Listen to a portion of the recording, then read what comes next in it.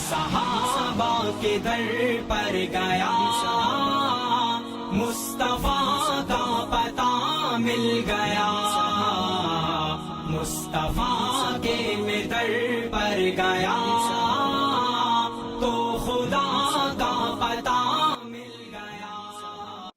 अस्सलाम वालेकुम रहमतुल्लाहि व बरकातुहू। हमने अपनी पिछली दो वीडियो में आसिफ रज़ा अलवी जो शिया आलम है उनके दो मुगालतों का ऑपरेशन किया है, जिसमें से एक तो ये थी कि आप सल्लल्लाहु अलैहि वसल्लम की जो हकीकी बनाते रसूल हैं तीन, उनका उन्होंने अपने रियाजी की जमा तफरीक से रद्द किया था, उसका रद्द बिलीग हमने पेश कर दिया। दूसरा, उन्होंने अहले सुन्नत पर यह बोतान बांधा था कि हम इसका कायल हैं कि नऊज़ बिल्लाह आप सल्लल्लाहु अलैहि वसल्लम को 40 साल नबूवत के ओहदे पर हम नहीं तस्लीम करते। इन दोनों का हमने रद्द बिलीग दोनों वीडियोज़ में कर दिया था। अब एक चीज़ का जवाब बहुत ज़रूरी था जो अभी हम इस वीडियो में आपको देंगे। 25 साल की उम्र में शादी, हम भी कायल। 29 साल की उम्र में बेटा, हम भी कायल। अब जिसने लिखी 4 बेटियां, अब उसने लिखा कि ऐलाने नबुव्वत से इब्ने खल्दून से शिबली नुमानी से लेकर डॉक्टर तारुल कादरी तक सबने लिखा ऐलाने नबुव्वत से 5 साल पहले माज़ल्ला सुम्मा माज़ल्ला नकल कुफर न बशर, नबी ने अपनी 3 बेटियों का अक्द 3 मुशरिकों से किया था। नबी ने अपनी 3 बेटियों का अक्द 3 मुशरिकों से किया था। ये अब सुन्नी तारीख है। उतबा, उतैबा और अम्र आस मखजूमी, जिसके साथ निकाह किया।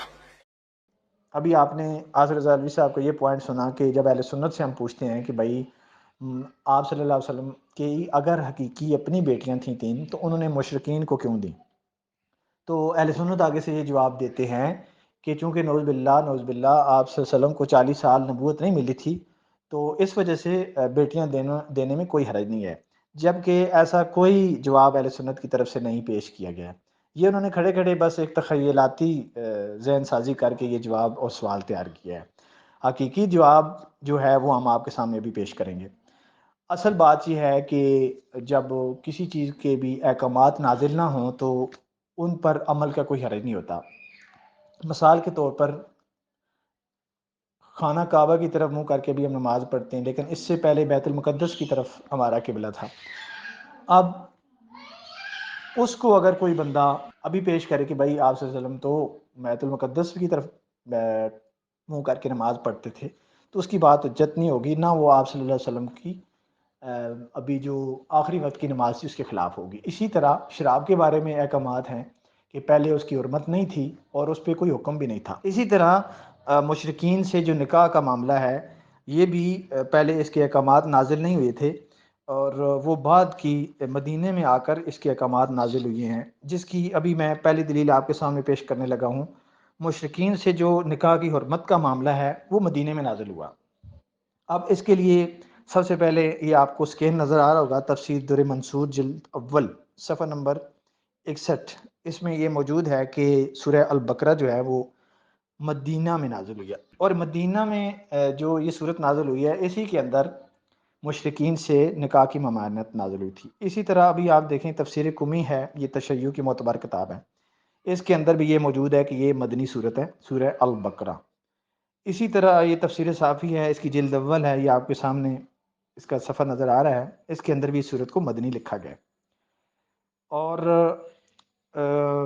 जो अहकामात मुशरिकीन से निकाह की ममानत के हैं वो भी मदीने में नाजिल हुए थे। अब जो आयत नाजिल हुई है हुर्मत निकाह की, उसको हम देखते हैं कि क्या वो भी मदीना में नाजिल हुई थी। तो इस हवाले से इसका शान नज़ूल जो है वो दुर मंसूर जिल्द अव्वल 661 सफ़ा नंबर है, इसके अंदर मौजूद है कि ये मदीने में नाजिल हुई है और हज़रत अबू मरसद कनवी रज़ी अल्लाह ताला अन्हु के बारे में नाजिल हुई है। और उन्होंने आकर जब पूछा है कि भाई मैंने एक औरत से शादी करनी है, तो आप सल्लल्लाहु अलैहि वसल्लम से जब उन्होंने इजाज़त ली है तो अल्लाह ताला ने मुशरिकीन से निकाह की ममानत नाजिल कर दी, यानी कि मुशरिकों की जो औरतें हैं उससे निकाह की ममानत नाजिल हो गई है। इसी तरीके से अगर आप अल-इस्तिआब को देखते हैं तो अल-इस्तिआब के अंदर भी ये रिवायत आपको नज़र आ रही है कि जो निकाह की हुर्मत वो मदीने में नाजिल हुई है। और ये पूरा वाक़या वही जो साबी रसूल है दुर मंसूर में जो नकल है, इसको वहाँ में नकल किया गया है। इसी तरह आप आगे थोड़ा चलें تو تشیع کی جو معتبر ترین کتابیں ہیں اس کے اندر بھی اس واقعے کو نقل کیا گیا ہے، اور اس کا شان نزول حضرت ابو مرثد گنوی رضی اللہ تعالیٰ عنہ کو قرار دیا گیا ہے، اور یہ مدینہ کا واقعہ ہے۔ یہ آپ کے سامنے تفسیر نمونہ کا جو صفحہ نظر آ رہا ہے، اس کے اندر بھی یہ شان نزول انہی کے بارے میں لکھا ہوا ہے۔ اب آتے ہیں کہ کیا مشرکین سے نکاح کی حرمت سے پہلے نکاح کا جواز تھا یا نہیں؟ تو اس حوالے سے سب سے پہلے یہ آپ کے سامنے تفسیر مجمع البیان جو شیعہ کی معتبر ترین تفسیر ہے، اس کی جلد سوم ہے جس کا صفحہ آپ کو نظر آ رہا ہوگا۔ اس کے اندر جو اس کے مصنف ہیں علامہ طبرسی، جو شیعہ بہت بڑے شیعہ مفسر ہیں، انہوں نے رسول اللہ صلی اللہ علیہ وسلم کے حوالے سے لکھا ہے کہ جو ابو العاص بن ربیع رضی اللہ تعالیٰ عنہ تھے، ان سے جو حضرت زینب کا نکاح ہوا تھا وہ اول اسلام میں تھا، یعنی کہ وہ یہ کہنا چاہتے ہیں کہ اول اسلام میں جو غیر عدم ایمان والے جو مشرکین تھے ان سے نکاح کی علت موجود تھی۔ اسی طرح یہ تفسیر المیزان ہے شیخ محمد حسین طباطبائی، یہ بھی شیعہ بہت بڑے مفسر ہیں، انہوں نے بھی اس کو لکھا ہے کہ کانا جائزن فی صدر الاسلام، یعنی کہ ابتداء اسلام میں مومنہ کا نکاح غیر مومن سے جائز تھا۔ اسی طرح اگر آپ آگے تھوڑا چلیں، علامہ مامکانی ہیں، بہت بڑے اسماء رجال کے ماہر گزرے ہیں، انہوں نے بھی تنقیح المقال میں یہی بات لکھی ہے۔ اس سے یہ ثابت ہوتا ہے کہ نکاح کی حرمت مدینے میں نازل ہوئی ہے، جبکہ آصف رضا علوی صاحب نے جن بنات رسول کے حوالے سے یہ اپنا خیالی سوال جواب قائم کر کے اعتراض کیا تھا، ان کا جو نکاح ہوا تھا مشرکین مکہ سے، عتبہ عتیبہ اور ابو العاص بن ربیع جب وہ اسلام نہیں لائے تھے تو وہ مدینے میں نہیں ہوا تھا بلکہ مکے میں ہوا تھا، اور اس کو وہ بھی تسلیم کرتے ہیں، اہل تشیع بھی، اور ہماری کتب میں بھی اسی طرح موجود ہے۔ تو اس حوالے سے کوئی اعتراض نہیں بنتا ہے شیعہ سنی دونوں کتب کے تفاسیر اور باقی جو اسماء رجال کی کتب کی روشنی میں کہ اس کی نکاح کی حرمت جب نہیں تھی تو اس کا جواز موجود ہے۔ اس سے آگے ایک اور ہم آصف رضا علوی صاحب کا ادار چکاتے ہیں۔ آصف رضا علوی صاحب نے ایک ویڈیو میں یہ بھی کہا ہے کہ اگر بنات رسول اور تھیں تو ان کا حق مہر کا جو ریفرنس ہے وہ کہاں ہے۔ اس حوالے سے ہم ان کا یہ بھی شوق پورا کر دیتے ہیں۔ یہ میرے سامنے ہے جناب اصول کافی جلد دوم کتاب النکاح، جس کا سکرین آپ کو نظر آ رہا ہے۔ جناب امام جعفر رحمۃ اللہ تعالیٰ کی روایت ہے، وہ فرماتے ہیں کہ بنات رسول کا جو حق مہر تھا وہ 12.5 اوقیہ سے کم تھا۔